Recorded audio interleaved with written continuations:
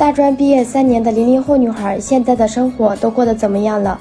从21年出社会加实习到现在也有3年了。当时听了家里人的建议，学了计算机网络，实习也是在电子厂。实习完，身边的同学朋友大多都选择专升本，我毅然决然选择留在了外地，找了一份月薪8000的工作，一个月租800的房子，朝9晚5的工作，一干就是2年，每天没有过得很开心，也没有过得不开心。这2年搬家无数次，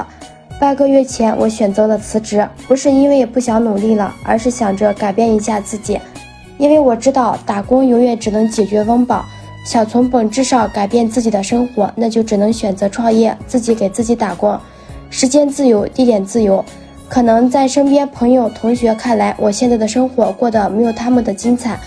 这就是每个人选择的生活方式不一样，有些人选择过好当下，而有些人会规划未来。我会选择早一点规划我的未来，自己想要的生活自己给，不依靠别人。屋檐再大都不如自己有把伞。最近义乌的天气开始降温了，晚上做了3菜1汤，叫姐姐他们回来吃饭。这种粗茶淡饭就是我们的生活，自己做的什么都是最好的。